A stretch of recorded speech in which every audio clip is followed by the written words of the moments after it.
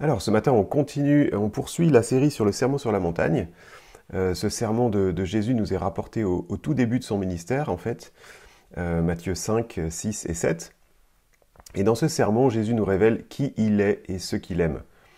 Ce sermon, c'est, on l'a dit les dernières fois, la constitution du royaume de Dieu. Elle est écrite par le roi pour expliquer comment on fonctionne dans son royaume et pour nous donner les valeurs fondamentales, les principes qui gouvernent le cœur de notre Seigneur et de tous les citoyens de son royaume. On va faire un petit rappel des dernières fois. On avait vu au tout début du chapitre 5 les disciples qui s'approchent de Jésus et Jésus qui commence à les enseigner. Et il commence par la description du caractère et des attitudes des croyants. Ensuite, il aborde notre rôle dans le monde, être des agents du changement. Et du coup, il dit que si ces béatitudes sont vraiment enracinées en nous, eh bien, on est sel et lumière de la terre. Et enfin, il nous appelle à briller dans le monde en vivant une vie de justice et une vie de droiture. Et en fait, à partir du verset 17, Jésus nous explique les caractéristiques de la justice qu'il nous demande de manifester pour rendre gloire à Dieu dans notre façon d'agir. Et il va aborder la loi morale de Dieu. Il ne la change pas, il nous l'explique, il en donne le sens. Et c'est ce qu'on va voir ce matin dans les passages qu'on va lire. Donc, on va lire à partir du verset 17, Matthieu 5, verset 17, et on va aller jusqu'à la fin du chapitre. Donc, ça va être un gros morceau. Et pour ça, je vous ai préparé des petits papiers avec le plan en fait de ce qu'on va voir, passage par passage. J'ai découpé en blocs de texte. Et vous aurez aussi des phrases clés à remplir avec des trous. Donc comme ça va vous maintenir votre attention. Et c'est en fait les points principaux à retenir de ce message. Donc si vous êtes en distanciel, vous pouvez retrouver ce petit papier ou en PDF dans le lien sous la description. Je vais commencer par prier pour remettre ce temps à notre Père Céleste. Dieu Père, merci parce que tu nous as laissé ta parole, qu'elle est arrivée jusqu'à nous, qu'elle est fiable et qu'on peut s'appuyer dessus pour savoir ce que tu aimes, ce que tu demandes, ce que tu attends de nous. Merci parce qu'on peut prendre ce temps maintenant pour l'ouvrir, pour la lire, pour en donner le sens. Et je te prie que tu me qualifies pour ça, que je ne torde pas le sens de ce que tu as dit, de ce que tu voulais dire quand tu as prêché ce sermon. Et ouais, je te prie que tu ouvres nos cœurs maintenant, aussi pour recevoir ce que tu as à nous dire. C'est pas toujours facile à entendre. Et ouais, je te prie que tu fasses ton travail en nous, que tu fasses retenir les bonnes choses qu'on va dire ce matin et les choses qui sont fondamentales pour chaque personne qui écoute ce matin. Et je te prie aussi que si je dis des choses qui sont fausses, qu'elles soient vite oubliées, s'il te plaît. Dans le nom du Seigneur Jésus. Amen. Donc le titre du message ce matin, ça pourrait être « Le croyant et la loi morale de Dieu ». Donc ça sera Matthieu 5 du verset 17 jusqu'à la fin, donc 48. Et il va y avoir 3 parties. Les 5 points fondamentaux sur Jésus, la loi et les croyants, pour la première partie. Ensuite, les 5 zones d'ombre mises en lumière par Jésus. Et enfin, les 5 principes à retenir sur notre rapport à la loi de Dieu. Et on va commencer tout de suite par les versets 17 à 20. Que je vais lire. Ne croyez pas que je sois venu abolir la loi ou les prophètes. Je suis venu non pour abolir, mais pour accomplir. En effet, je vous le dis en vérité, tant que le ciel et la terre n'auront pas disparu, pas une seule lettre ni un seul trait de lettre ne disparaîtra de la loi avant que tout ne soit arrivé. Celui donc qui violera l'un de ses plus petits commandements et qui enseignera aux hommes à faire de même, sera appelé le plus petit dans le royaume des cieux. Mais celui qui les mettra en pratique et les enseignera aux autres, celui-là sera appelé grand dans le royaume des cieux. En effet, je vous le dis, si votre justice ne dépasse pas celle des spécialistes de la loi et des pharisiens, vous n'entrerez pas dans le royaume des cieux. Donc Jésus révèle ici 5 points fondamentaux sur les relations entre lui, la loi et le croyant. Et le premier de ces points, c'est que Jésus est venu lui-même accomplir la loi et les prophètes. Qu'est-ce que ça veut dire, la loi et les prophètes? Ça désigne, en tout cas pour les personnes de l'époque, la totalité de la Bible qu'ils avaient. La loi, c'est les premiers livres, et les prophètes, c'est tous les livres prophétiques de l'Ancien Testament. Donc la loi et les prophètes, c'est tout. Et donc tout aboutit à Christ, et il a tout accompli lui-même. Le deuxième point, c'est qu'il accomplit la loi. La loi, elle est aussi accomplie par Jésus en nous, par le Saint-Esprit. Et c'est lié au premier point, il accomplit la loi lui-même, en lui-même, et il l'accomplit aussi en nous, par le Saint-Esprit. Et c'est ce qu'on voit dans Romains 8, versets 3 et 4. Car ce qui était impossible à la loi, parce que la nature humaine la rendait impuissante, Dieu l'a fait. Il a condamné le péché dans la nature humaine en envoyant, à cause du péché, son propre Fils dans une nature semblable à celle de l'homme pécheur. Ainsi, la justice réclamée par la loi est accomplie en nous qui vivons, non conformément à notre nature propre, mais conformément à l'Esprit. Donc la justice réclamée par la loi est accomplie en nous qui vivons conformément à l'Esprit. Troisième point, on voit que la loi morale de Dieu est absolue et éternelle. Elle ne peut pas être changée, elle ne peut pas être modifiée. La loi morale de Dieu, c'est quoi? C'est les enseignements éthiques de l'Ancien Testament, et ils sont résumés dans les 10 commandements. Et là, on voit bien dans ce passage qu'il n'est pas question que la loi de Dieu change un jour. Quatrième point, on voit que le croyant a la responsabilité de mettre en pratique la loi morale de Dieu et de l'enseigner aux autres. Paul ne dit pas le contraire, au contraire, il confirme cela. Il suffit de lire la fin de ses lettres, Romains 12 à 16 par exemple, Éphésiens 4 à 6, Colossiens 3 à 4, etc. Paul insiste simplement sur le fait que le croyant n'est pas sauvé en essayant d'accomplir la loi.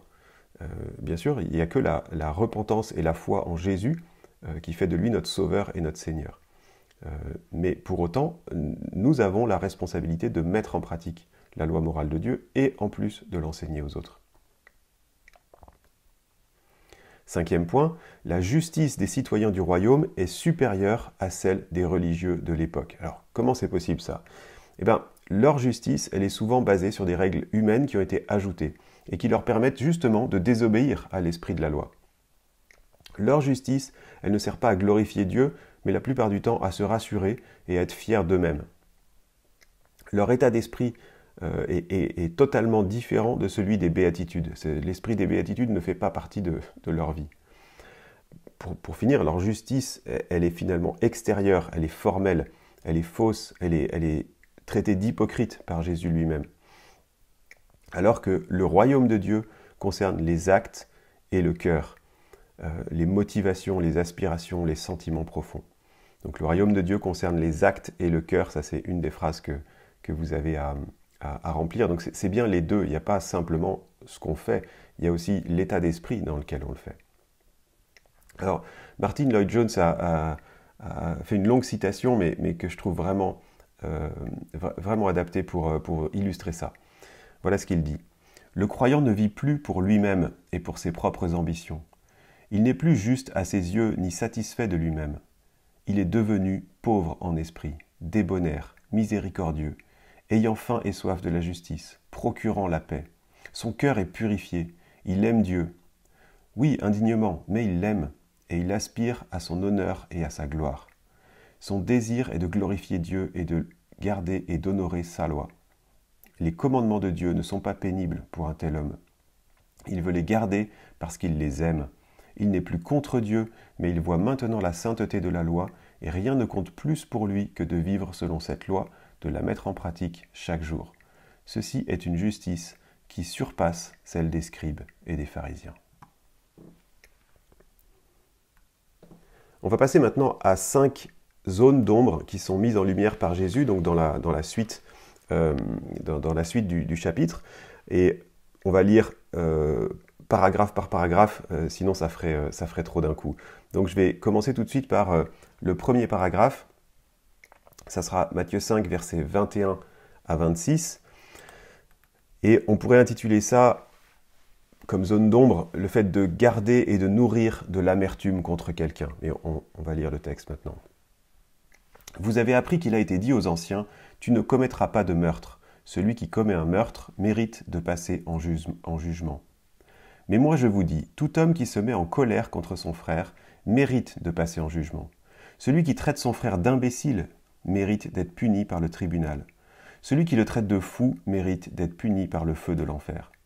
Si donc tu présentes ton offrande vers l'autel, et que là tu te souviennes que ton frère a quelque chose contre toi, laisse ton offrande devant l'autel et va d'abord te réconcilier avec ton frère, puis viens présenter ton offrande. Mets-toi rapidement d'accord avec ton adversaire, pendant que tu es en chemin avec lui, de peur qu'il ne te livre au juge, que le juge ne te livre à l'officier de justice, et que tu ne sois mis en prison. Je te le dis en vérité, tu n'en sortiras pas avant d'avoir remboursé jusqu'au dernier centime. Alors, Jésus ne fait pas ici un contraste entre la loi de Moïse et une sorte de nouvelle loi de Jésus. Il fait un contraste entre l'enseignement des religieux de l'époque et le vrai sens de la loi de Dieu. Donc ce que Jésus nous montre ici, c'est que ce qui importe, c'est pas seulement la lettre de la loi, ce qui est écrit, mais aussi l'esprit de la loi. Et il explique ici que la colère et le mépris, c'est des pensées et des paroles qui conduisent au meurtre, qui conduisent à la destruction de l'autre en tant que personne. Donc la colère et le mépris contre mon prochain conduisent à sa destruction. C'est aussi grave que de chercher à le tuer. Il montre aussi que notre attitude doit être positive. Jésus me demande de me mettre en règle pour atteindre un stade où il n'y a plus rien de faux, même en pensée, entre mon frère et moi. Et il montre aussi que notre communion avec Dieu, c'est ça qui est en jeu, et c'est ça qui est de première importance, de première urgence. C'est ce qu'on doit faire en tout premier. Je ne peux pas rendre un culte à Dieu s'il subsiste dans mon cœur un péché que je n'ai pas jugé et que je n'ai pas confessé. Ne pas être en règle avec mon frère, c'est ne pas être en règle avec Dieu. Et là, il y a un vrai contraste parce que les religieux de l'époque disaient justement l'inverse de ce que Jésus dit. Il disait, si tu es en train de donner ton offrande devant l'autel et qu'ils te souviennent que tu as un différend avec ton frère, eh bien, termine de donner ton offrande et ensuite va te réconcilier avec ton frère. Et Jésus prend exactement le contre-pied de ce que les pharisiens disaient à l'époque et leur dit de faire exactement l'inverse et de mettre en premier la relation avec notre frère. Alors, on va en continuer avec la suite, donc versets 27 à 30, ça pourrait s'appeler « Entretenir de la convoitise sexuelle et négliger son mariage ». Deuxième zone d'ombre, grosse zone d'ombre à voir, et sur laquelle Jésus braque son projecteur. Vous avez appris qu'il a été dit « Tu ne commettras pas d'adultère ». Mais moi je vous dis, tout homme qui regarde une femme pour la convoiter a déjà commis adultère avec elle dans son cœur. Si ton œil droit te pousse à mal agir, arrache-le et jette-le loin de toi, car il vaut mieux pour toi subir la perte d'un seul de tes membres que de voir ton corps entier jeté en enfer. Et si ta main droite te pousse à mal agir, coupe-la et jette-la loin de toi, car il vaut mieux pour toi subir la perte d'un seul de tes membres que de voir ton corps entier jeté en enfer. Alors tout comme nos paroles peuvent tuer et nos pensées peuvent détruire l'autre, eh bien, nos regards et nos cœurs peuvent vivre l'adultère à travers la convoitise qui est assumée, qui est entretenue. Et Jésus ici, il condamne toute pratique sexuelle immorale et il montre qu'il faut traiter le problème à la racine. Et c'est quoi la racine du problème? C'est nos cœurs et nos pensées. Alors, c'est vrai que la vivacité de l'imagination, c'est un don de Dieu aux hommes et on devrait l'utiliser avec intelligence. Et on est responsable de ce qu'on en fait. Alors Jésus va très loin puisqu'il parle d'arracher son œil ou sa main. Alors pourquoi il dit ça? Bien sûr c'est une image. Il y a des gens qui ont pris ça au pied de la lettre et je pense que c'est une erreur. Ce que Jésus préconise ici, c'est une autocensure volontaire et impitoyable. C'est mourir au péché ou le faire mourir dans nos vies. Et être vraiment intransigeant avec nous-mêmes. Paul d'ailleurs dit exactement la même chose. Romains 8, 13. Si vous vivez en vous conformant à votre nature propre, vous allez mourir. Mais si par l'esprit vous faites mourir les manières d'agir du corps, vous vivrez. Ou Colossiens 3,5 encore. Faites donc mourir en vous tout ce qui est terrestre, l'immoralité sexuelle, tiens donc, l'impureté, les passions, les mauvais désirs. Alors nous, on préférerait une règle précise du genre Peggy 16 ou Peggy 18, c'est-à-dire attention, ça c'est moins de 16 ans, ça c'est moins de 16 ans, on peut le regarder, moins de 18 on peut pas parce que voilà, on aimerait bien ça serait clair. Mais en fait, c'est pas ce que fait Jésus. Jésus nous renvoie à notre propre responsabilité. Il nous dit en fait, en quelque sorte, si telle chose te pousse à avoir de mauvaises pensées, alors tu es responsable de t'en séparer. Et de cette façon, le commandement de Jésus peut s'appliquer à chacun en particulier. Certains vont être plus sensibles à la tentation sexuelle que d'autres. Certains ont plus de facilité d'ailleurs à l'autodiscipline que d'autres. Donc ce qu'il faut, c'est ne pas donner accès au péché dans notre vie. Et pour ça, certains d'entre nous devront faire des choix beaucoup plus draconiens que d'autres. Et attention du coup de ne pas juger les autres en fonction de ce qu'ils se permettent ou de ce qu'ils s'interdisent, parce qu'on est tous différents. La seule mesure, c'est est-ce que ça me pousse à des mauvaises pensées? Est-ce que ça me pousse à pécher ou non? Est-ce que ça m'édifie? Est-ce que c'est utile, bien sûr, ou pas? Alors le point suivant que j'ai relié ici, même si c'est un petit peu différent, c'est Matthieu 5, versets 31 à 32. Il a été dit que celui qui renvoie sa femme lui donne une lettre de divorce, mais moi je vous dis, celui qui renvoie sa femme, sauf pour cause d'infidélité, l'expose à devenir adultère, et celui qui épouse une femme divorcée commet un adultère. Alors, ce qu'il faut comprendre, c'est que les religieux de l'époque justifiaient le divorce pour n'importe quelle contrariété du mari. C'est-à-dire que si votre épouse rate un dîner, par exemple, on pourrait dire moi, je veux me séparer, je ne la supporte plus, c'est pas possible. Et selon eux, en fait, la volonté divine pour le mariage, donc la pureté même la pureté d'un remariage, ça se résumait simplement à ne pas oublier de donner une lettre de divorce quand on veut se séparer de sa femme. Mais c'est évidemment pas du tout le dessein de Dieu dans le mariage, évidemment. On va pas en parler maintenant parce on pourrait pas se baser uniquement sur ce passage pour parler du divorce et du remariage. Mais simplement, si on fait un lien avec les béatitudes, est-ce qu'un homme doux, pacifique, pauvre en esprit et miséricordieux pourrait vouloir divorcer d'avec sa femme? Est-ce que celui qui est artisan de paix avec son prochain pourrait avoir des conflits durables dans son propre couple? Je pense pas. On passe au point suivant, Matthieu 5, versets 33 à 37. Ça pourrait s'appeler, comme zone d'ombre, le fait de mentir et de ne pas tenir ses engagements. Vous avez encore appris qu'il a été dit aux anciens, « Tu ne violeras pas ton serment, mais tu accompliras ce que tu as promis au Seigneur. » Mais moi je vous dis de ne pas jurer du tout, ni par le ciel, parce que c'est le trône de Dieu, ni par la terre, parce que c'est son marchepied, ni par Jérusalem, parce que c'est la ville du grand roi. Ne jure pas non plus par ta tête, car tu ne peux pas rendre blanc ou noir un seul cheveu. Que votre parole soit oui pour oui, non pour non. Ce qu'on y ajoute vient du mal. Alors, les religieux de l'époque, ils avaient détourné la loi, en fait, en développant des raisonnements qui disaient « tu dois tenir parole si tu jures par Dieu ». Mais si tu jures par autre chose, du coup, tu es libre de ne pas tenir ta parole. Et évidemment, c'est tordre le sens de la loi. Le fait de jurer, c'est pas un commandement, c'est comme une concession qui est faite dans un monde de menteurs. Si les autres ne peuvent me croire qu'à condition que je jure, ma parole a franchement que très peu de valeur. Et c'est ce que fait Jésus quand il cite le ciel, la terre, le trône de Dieu, etc. C'est exactement ce que faisaient les religieux de l'époque, c'est-à-dire qu'ils disaient « il ne faut pas prendre le nom de Dieu en vain », comme il est écrit dans la loi, mais par contre tu peux jurer par le temple, par l'or du temple, ou par Jérusalem, ou par autre chose, ça c'est pas grave. Soyons connus plutôt, nous, pour être des personnes qui tiennent parole, des pères et des mères qui tiennent parole, des conjoints qui tiennent parole. Le reste, c'est une zone d'ombre qu'il faut dénoncer et montrer, c'est ce que fait Jésus ici. On regarde maintenant le 4e passage. Cette zone d'ombre-là pourrait s'appeler l'égocentrisme, et c'est une très grosse zone d'ombre. On va lire les versets 38 à 42. Vous avez appris qu'il a été dit œil pour œil, dent pour dent. Mais moi je vous dis de ne pas résister aux méchants. Si quelqu'un te gifle sur la joue droite, tends-lui aussi l'autre. Si quelqu'un veut te faire un procès et prendre ta chemise, laisse-lui encore ton manteau. Si quelqu'un te force à faire 1 kilomètre, fais-en 2 avec lui. Donne à celui qui t'adresse une demande et ne te détourne pas de celui qui veut te faire un emprunt.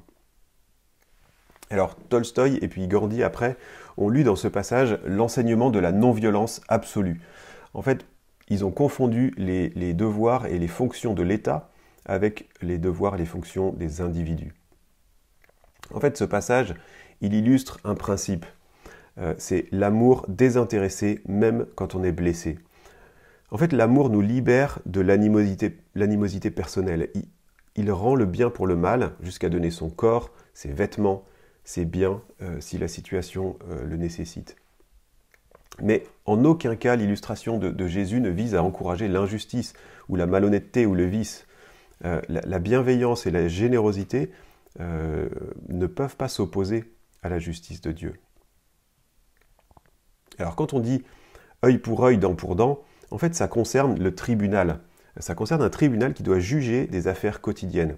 Et dans le contexte immédiat qu'on retrouve en Exode, on voit que en fait, c'est un principe de prévoir une contrepartie proportionnée au préjudice et non exagérée.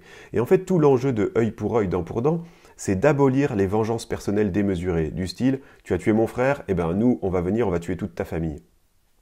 Et on le voit en Exode 21, verset 27, si un maître fait tomber une dent de son esclave, je prends exprès un des exemples qui est cité juste après œil pour œil, dent pour dent, donc si un maître fait tomber la dent de son esclave, il doit lui rendre sa liberté. On ne va pas casser une dent au maître. Hein. Donc c'est pour limiter la vengeance et pas pour la justifier. C'est pour faire quelque chose de proportionné en fonction du préjudice subi. Et dans le cas d'un tribunal, bien sûr. Et en fait, les religieux de l'époque, ils utilisaient cette expression « œil pour œil, dent pour dent » pour justifier leur envie de vengeance personnelle. Tu m'as manqué de respect, eh bien je te respecte pas non plus. Aujourd'hui, ça pourrait être « tu as cassé mon téléphone, eh bien je te casse le tien ». Jésus, lui, il parle de l'attitude du croyant par rapport à lui-même. Une gifle sur la joue droite, ça désigne un revers, ça désigne une insulte personnelle. Et Jésus dénonce ici notre envie de vengeance et notre attitude défensive. Ça veut dire devenir indifférent à nous-mêmes par rapport à une insulte, par exemple. Ça veut dire aussi ne pas insister sur nos droits légaux. Là, c'est l'exemple de la chemise. Si quelqu'un veut me prendre ma chemise, eh ben, je lui laisse aussi mon manteau. C'est-à-dire, je ne vais pas me défendre bec et ongle parce que j'ai des droits et il faut absolument qu'ils soient respectés. Faire plus aussi que l'État nous demande. Ça, c'est le deuxième kilomètre. Vous savez, faire 1 kilomètre ou en faire 2, en fait, c'était les soldats romains.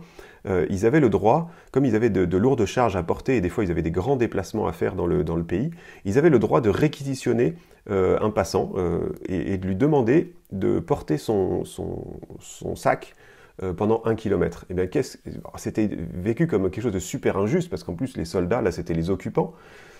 Donc nous, des fois, on se demande si on doit obéir à l'État ou est-ce que vraiment, parce que là, quand même, ce qu'ils nous demandent, c'est vraiment pas sympa. Et ben, voilà ce que Jésus nous dit, c'est faites même le 2e kilomètre. Montrez de l'amour, faites encore plus que ce qu'on vous demande. Et à la fin, il parle aussi de partager nos biens, c'est-à-dire de ne pas se détourner de celui qui veut faire un emprunt, de celui qui demande. Et finalement, ce passage, je pense qu'il décrit notre changement d'identité, le fait qu'on est mort à nous-mêmes. On n'est plus dépendant de ce que les autres pensent de nous, ni de ce qu'on pense de nous-mêmes. On ne cherche qu'une chose, c'est l'approbation de Dieu en vivant comme Christ. Galates 5, 22 nous dit « Je ne vis plus moi, mais Christ vit en moi ». C'est un peu ça.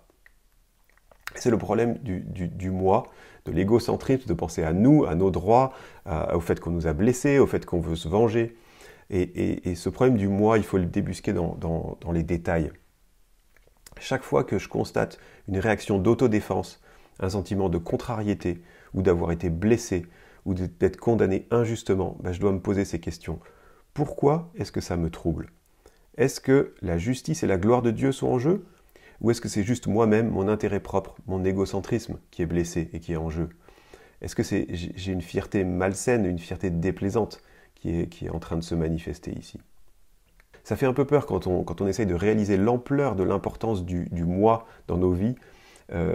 Ça démarre avec notre apparence, ça se voit dans notre travail quotidien, ça se voit dans ce qu'on dit aux gens, ça se voit aussi dans ce qu'on ne dit pas aux gens.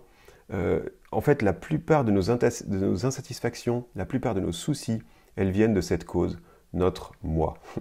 Et d'ailleurs, au Jardin d'Éden, le diable dit « Dieu n'est pas juste envers vous ».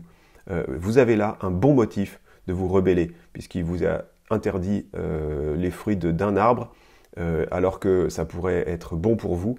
Donc vous avez un bon motif de vous rebeller. Et l'homme dit, ok, c'est vrai, et boum, c'est la cause du péché originel. Le moi, en fait, c'est ce qui rivalise sans cesse avec Dieu. On écoute le moi au lieu d'écouter Dieu. On prend la place de Dieu sur le trône de notre vie, et en faisant ça, on est séparé de Dieu, et ça c'est la source ultime de toutes nos misères et de toutes nos tristesses. On va regarder maintenant la dernière zone d'ombre que Jésus met sous le projecteur, versets 43 à 48. Ça pourrait s'appeler le manque d'amour. Vous avez appris qu'il a été dit, tu aimeras ton prochain et tu détesteras ton ennemi. Mais moi je vous dis, aimez vos ennemis, priez pour ceux qui vous persécutent, afin d'être les fils de votre Père céleste. En effet, il fait lever son soleil sur les méchants et sur les bons, il fait pleuvoir sur les justes et sur les injustes. Si vous aimez ceux qui vous aiment, quelle récompense méritez-vous? Les collecteurs d'impôts n'agissent-ils pas de même? Et si vous saluez seulement vos frères, que faites-vous d'extraordinaire? Les membres des autres peuples n'agissent-ils pas de même? Soyez donc parfaits, comme votre Père céleste est parfait. La phrase « tu détesteras ton ennemi », elle n'est pas dans la loi. Vous pouvez chercher, vous pouvez prendre vos concordances, vous pouvez maintenant avec Google même, vous pouvez aller chercher les termes, ça n'y est pas. En fait, les religieux de l'époque l'ont ajouté. Pour eux, leur prochain, c'était uniquement leur semblable, le même peuple. Et pourtant, Proverbe 24, verset 17 nous dit « Ne te réjouis pas lorsque ton ennemi tombe, et que ton cœur ne soit pas dans l'allégresse lorsqu'il trébuche. » Notre façon de faire avec les autres, elle ne devrait pas dépendre de ce qu'ils sont, ni de ce qu'ils font. Et la seule façon d'y arriver, c'est d'être détaché de nous-mêmes. Notre ennemi, en fait, c'est pas celui qu'on déteste, c'est celui qui nous persécute, qui nous fait du mal. Alors nous, on trouve que ça serait déjà pas si mal si on arrivait à ne pas haïr nos ennemis. Mais comment faire pour les aimer? Aimer, c'est pas forcément affectionner. Dans ce que Jésus dit ici, aimer nos ennemis, c'est principalement prier pour eux, par compassion. Et pourquoi faire ça? Pourquoi aimer nos ennemis de cette façon? Pour que l'amour et la grâce de Dieu les touchent et les transforment. C'est ce qu'on aimerait comme objectif. Et il y a une autre raison, c'est aussi pour nous-mêmes, pour ressembler à notre Père céleste. En fait, c'est ressembler à Dieu qui donne un grand nombre de bénédictions, même pour les injustes. Et la phrase qui est à la fin, « Soyez parfaits comme votre Père céleste est parfait », on peut comprendre que ça veut dire être parfait en amour. En fait, Luc 6, 36, c'est un passage parallèle qui prend aussi les mêmes enseignements que le Sermon sur la montagne. Et en fait, la conclusion, elle est un tout petit peu différente. Jésus dit « Soyez donc pleins de compassion, tout comme votre Père est plein de compassion. » Et on voit cette idée de est-ce que c'est la perfection en amour ou la compassion? On voit que c'est relativement similaire. Quelqu'un a dit que rendre le mal pour le bien, c'était diabolique. Que rendre le bien pour le bien, finalement c'est humain, c'est logique. Mais que rendre le bien pour le mal, ça c'est divin. Et voilà ce à quoi on est appelé. Enfin, Jésus nous dit « Que faites-vous d'extraordinaire en aimant ceux qui vous aiment ?» Alors oui, le croyant est entre guillemets extraordinaire. Le croyant fait des choses que les autres ne peuvent pas faire par sa nature, parce qu'il est régénéré. Le croyant est différent de tous les autres hommes. Il est différent des plus mauvais comme des meilleurs. Le croyant est censé être positivement semblable à Christ, ce qui est extraordinaire. Le grand moteur du croyant, c'est l'amour. Et l'amour, en fait, c'est l'accomplissement de toute la loi. Et le croyant puise sa force dans le Saint-Esprit. Il ne cherche pas d'excuses quand il déshonore son Seigneur en ne portant pas de bons fruits. Il se repent et il change. Alors, tout ce qu'on vient de voir là, c'est à la fois encourageant et à la fois décourageant. Comme Jésus le disait, c'est pour notre chute et notre relèvement. Et je pense qu'il faut qu'on garde les deux à l'esprit. Quand Jésus braque son projecteur sur nous, sur nos zones d'ombre, eh bien, ça fait mal, ça nous décourage, on a l'impression que ça nous fait tomber. Mais c'est aussi Jésus qui nous relève. Et on a besoin de se rappeler de ça tout au long de notre marche, parce que être chrétien, c'est pas simplement s'être converti une fois, c'est se repentir et redémarrer à chaque fois qu'on chute. Et en tout cas, ce qu'on voit, c'est que Jésus ne baisse pas le standard de la loi sous prétexte qu'on n'est pas capable ou qu'on ne serait pas capable. Par contre, Jésus tue nos espoirs d'être justifiés par cette loi. Évidemment, On ne peut pas être justifié en proclamant qu'on pourrait tenir tout ça tout le temps. Ça serait une folie. Évidemment, on a besoin du sang de Jésus pour nous sauver, pour nous laver de notre culpabilité et de son esprit pour marcher. En fait, l'évangile de Jésus, c'est pas une nouvelle loi, c'est un chemin de vérité et de vie dans lequel il faut marcher. Jésus met en place certains principes et il nous demande de les mettre en pratique. Mais c'est pas ça qui nous donne la vie, c'est la vie par l'esprit qui nous donne la capacité de marcher sur ce chemin et de garder comme but le standard que Dieu lui-même a fixé. Et on va voir maintenant, pour conclure, les 5 principes qu'on peut retenir sur notre rapport à la loi de Dieu. Et le premier principe, c'est de comprendre l'esprit de la loi de Dieu. C'est le premier principe que Jésus nous donne et nous démontre en fait dans tout ce qu'il vient de dire. En fait, l'expression « l'esprit de la loi », ça nous vient du droit pénal. Et les lois, pourquoi ça existe? C'est que les lois ne peuvent jamais décrire toutes les situations possibles. Parce que sinon, il faudrait des livres et des livres à chaque fois. Quelqu'un qui respecte la lettre de la loi, mais qui enfreint l'esprit de la loi, est condamnable, en réalité, face à la justice. C'est le cas aujourd'hui. L'esprit de la loi, en fait, c'est ce qui donne le sens profond du texte. Donc l'esprit de la loi, c'est ce qui est de première importance. C'est pas la lettre ou le texte seul. Mais ça ne veut pas dire pour autant que la lettre n'a pas d'importance.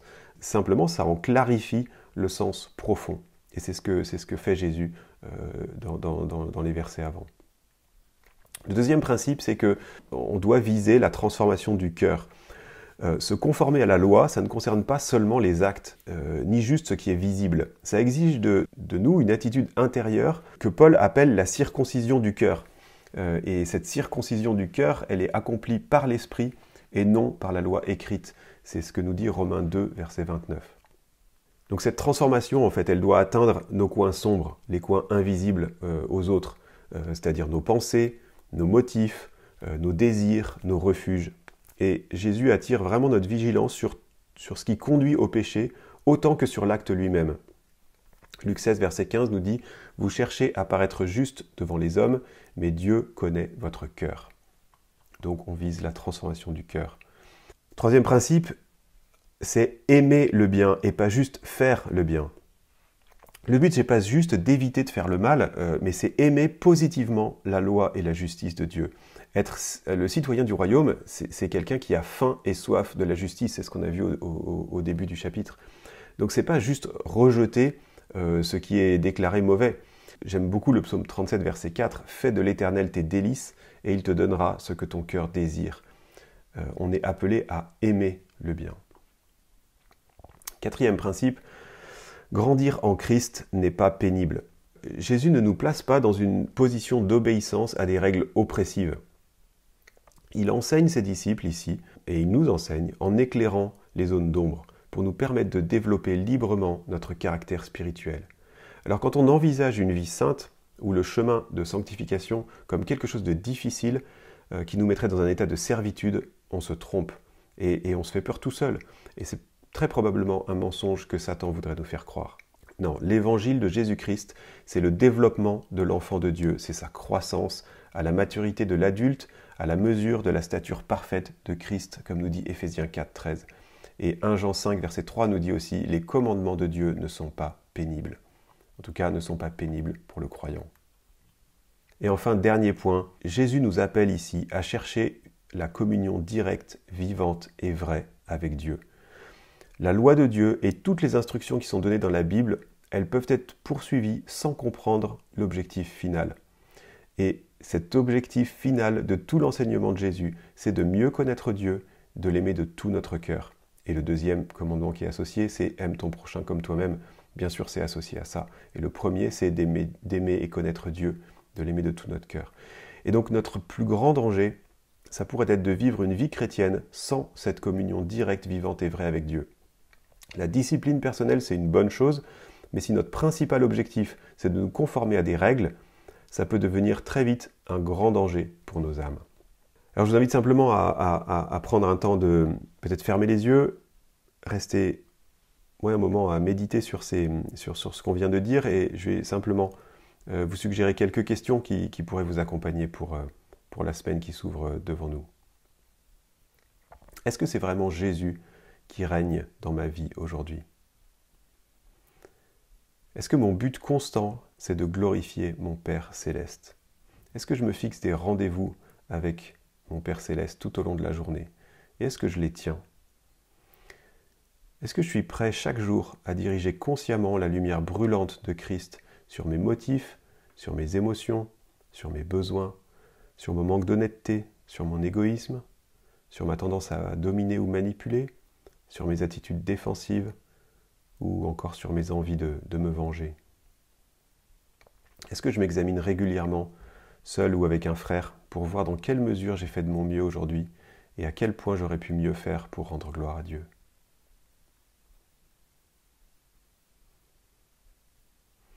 Que Dieu nous fasse la grâce de changer notre cœur de pierre en cœur de chair, d'aimer le bien et de marcher avec lui et de grandir chaque jour dans l'amour pour Dieu et l'amour pour notre prochain. Amen.